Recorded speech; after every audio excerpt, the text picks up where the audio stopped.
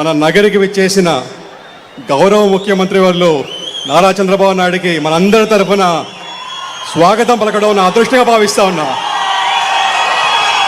అందరూ గట్టిగా ఒకసారి సార్ కోసం అని తప్పట్లు కొట్టి స్వాగతం పలకండి.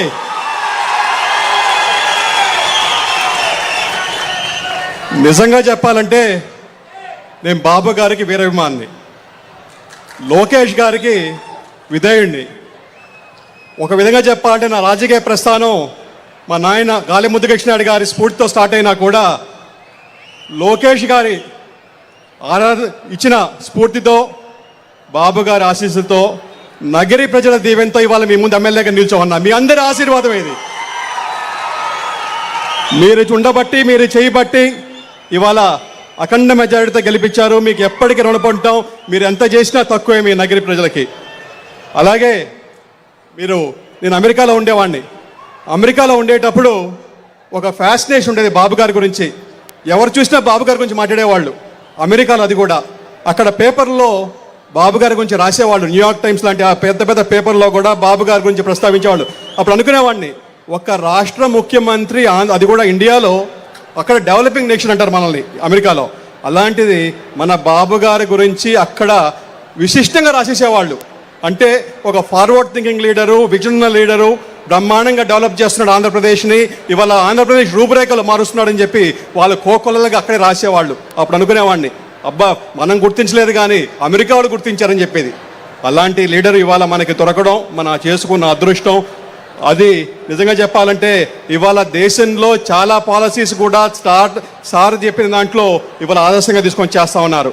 నిజంగా చెప్పాలంటే ఎడ్యుకేషన్ రిఫార్మ్ తీసుకున్నామంటే ఇవాళ మన దేశ విదేశాల్లో చాలామంది పట్టభద్రులు పోయి మంచి లైఫ్ లీడ్ చేస్తున్నారంటే ఆ రోజు సార్ పాలసీ ఒక దిశానిర్దేశం ఇచ్చింది. ఎందుకంటే చాలామంది వందల కాలేజీలు ప్రైవేట్ సెక్టర్లో పెట్టి అందరికీ చదువుకునే అవకాశం ఇచ్చారు. కాబట్టి ఇవాళ ఎక్కడ చూసినా కూడా ఇంజనీర్లు ఉన్నారు, డాక్టర్లు ఉన్నారు. అందరూ కూడా దేశ విదేశాల్లో కూడా స్థిరపడి ఇవాళ అందరికీ సేవ చేసే భాగ్యం దొరుకుతూ ఉంది. మీరంతా తెలుసు. అలాగే మనం చూసాం, ఒకప్పుడు మన ఆంధ్రప్రదేశ్ అంటే రైస్ బౌల్ ఆఫ్ ఇండియా అనేవాళ్ళం, అన్నపూర్ణ అనేవాళ్ళం. ఇవాళ ఆంధ్రప్రదేశ్ అంటే ఐటీ అంటున్నాం, బీటీ అంటున్నాం, ఫార్మా అంటున్నాం. ఇలాగా అన్ని రంగాల్లో కూడా ఇవాళ ఆంధ్రప్రదేశ్ ముందుందని చెప్పడానికి ఏకైక నిరుడు అర్థం మన సార్ సీఎం గారు. అలాగే ఒక విషయం చెప్పాలి సార్ మీకు. సారు ఈ మధ్యకాలంలో కూడా ఒక గొప్ప పని చేశారు. ఎక్కడో ఉన్న కృష్ణమ్మని మన కుప్పంకి తీసుకొచ్చారు. కుప్పమ్మకి కృష్ణమ్మని తీసుకోవడమే కాదు, వైసీపీ అంటే పులివెందలకు కూడా మనమే ఇచ్చాం కృష్ణమ్మ నీళ్ళు కూడా. పులివెందలకు కూడా కృష్ణమ్మ నీళ్లు కూడా సార్ భాగ్యమే. సార్ మా నగరికి కూడా కృష్ణమ్మని తీసుకురావాల్సిన అది మీ వల్లే సాధ్యం సార్. అది మీరు చేస్తేనే అవుతుంది సార్. అది అలాగే మన నగిరిలో ఇందాక సార్ అడిగారు, మనకున్న సమస్యలేంటి, మనకున్న ముందున్న అవకాశాలు ఏంటని.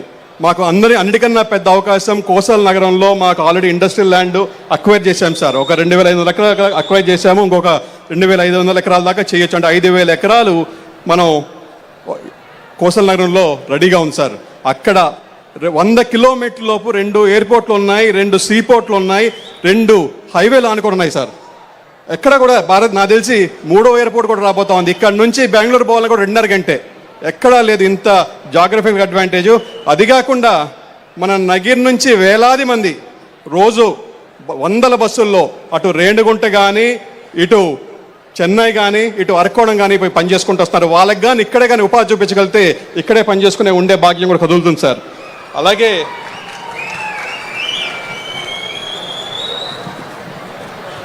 అది సఫలీకృతం చేస్తారని చెప్పి భావిస్తున్నాం సార్. అక్కడ ఒక బ్యాలెన్సింగ్ రిజర్వాయర్ కడితే ఆ ఇండస్ట్రియల్ నీడ్స్కి కూడా మనం నీళ్ళు ఇచ్చే ప్రయత్నం చేశారు. ఎందుకంటే దానికి సెల్ఫ్